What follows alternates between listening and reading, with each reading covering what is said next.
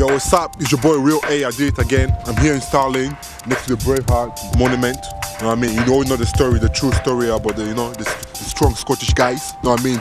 And we shall not give up. Freedom!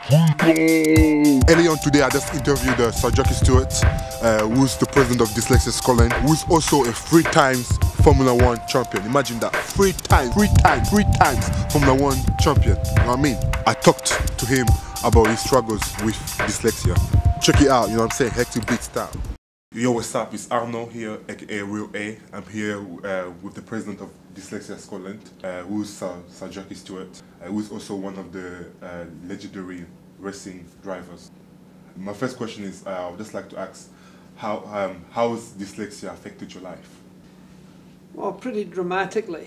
Okay. I mean, as a young person at school, unquestionably the unhappiest time of my life, because when you're dyslexic, and badly dyslexic, you can't read or write or do the things that your classmates can all do so easily without even thinking about it.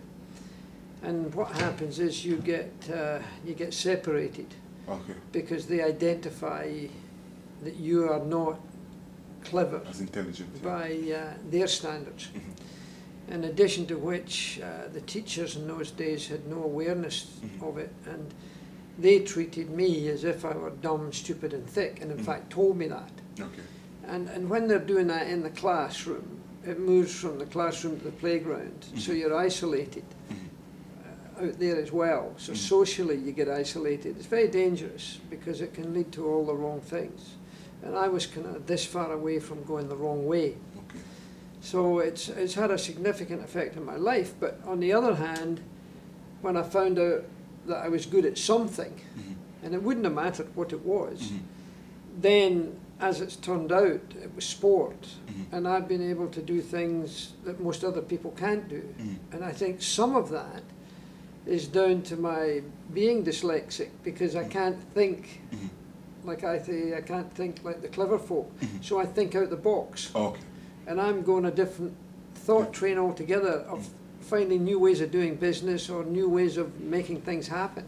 And in a funny sort of way, it's been helpful. And my next question is, why is it important for people who are not affected by dyslexia to understand it more? I think it's really important, Anna, for people to respect other people. You know, not everybody is going to be as clever as Einstein was, and by the way, he was dyslexic. But you know, if you're a clever person, you know, it's the poorest form of behaviour to work against people who are not so-called as clever as you.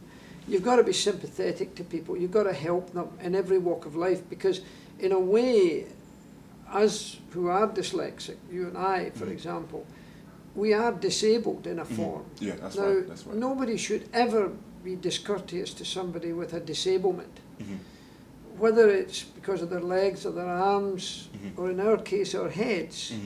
So we put a good show on as if there's nothing wrong with it. That's right. But that's in right. fact, we're suffering deeply inside. So for people to be unkind, unfair, to tease, to abuse, to make jokes of, particularly when there are young people involved.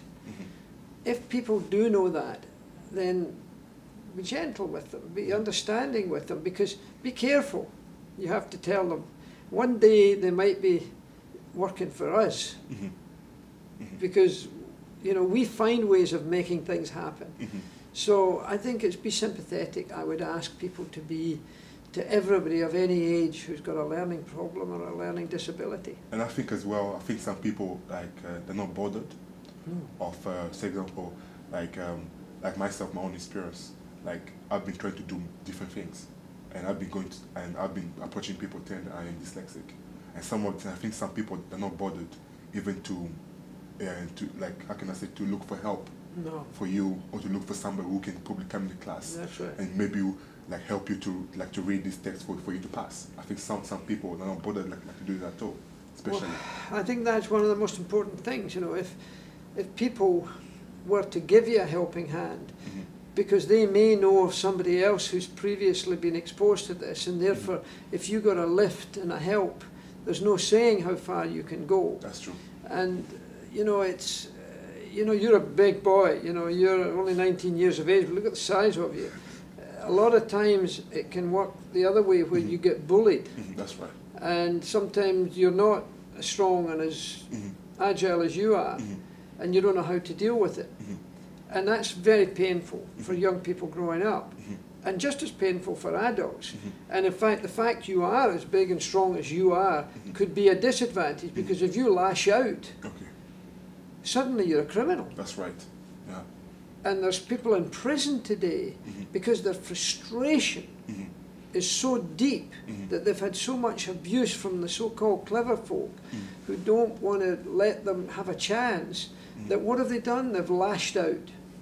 And then they're diagnosed as troublesome at school. And before they know where they are, they're thrown out of school. And the next minute, they're in prison.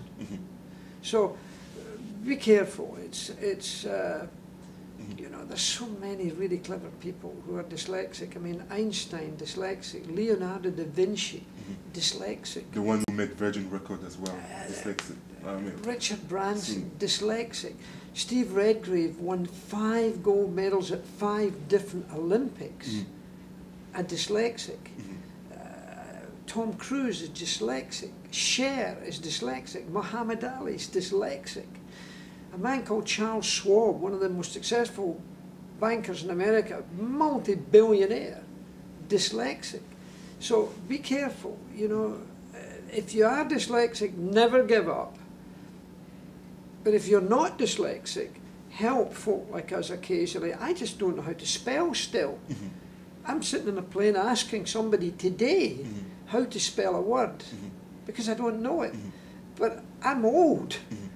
And it doesn't embarrass me to do that. When I was young, I didn't have the courage to do it. So we do need help. Cool. And my next question is, what advice would you give to young people who are dyslexic, who maybe will find it hard? Well, first of all, the very fact that somebody admits they're dyslexic, admits they've got a problem, is a big deal.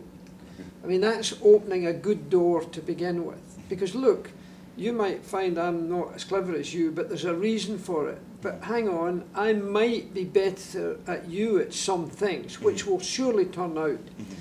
I tell everybody, if I hadn't won 3 world championships driving racing cars, Formula 1 cars, I bet you anything I would have been the world champion at cleaning windows. I'm very good at cleaning windows because I've got good attention to detail. I don't like streaks. I do every corner just like it's the centre of the screen. And the same with cleaning floors. I'm very good at cleaning floors, and I'm available most weekends. So get something that you can be good at. Sometimes you can't even fill in the form for a job application. That's right. But you might be able to be self-employed. That's right. Now, if I had the skills that I've got right now, and I couldn't get a job, and I'm certainly never going to be a lawyer or a doctor or maybe a big financier, but what if I started a wee business cleaning windows, house windows to begin with, or car showroom windows, or cleaning cars in the outside sales area of a garage, or cleaning the floors of the garage, something that they don't want to put their mechanics on because they're getting a job done. I could make money doing that. That's right. And I might have to work late, and then maybe I'd need to have somebody else. If I had somebody else, I might choose another dyslexic. So I think anybody with dyslexic, if they can just see something that they may be better at than the next boy or girl, then get on to it. Specialise on that. Make an effort to try and develop your skills in that area, because you can do it, and you will be hungrier than they are. I just want to close it out for now, and I just want to say thank you very much, Sir Jackie Stewart, for allowing me to interview you as well. It's been so grateful. Thank you very much. It's nice to be here. It's good to do what you're doing. Your music has been a great success, and it's a great example to lots of young people too. Thank you very much.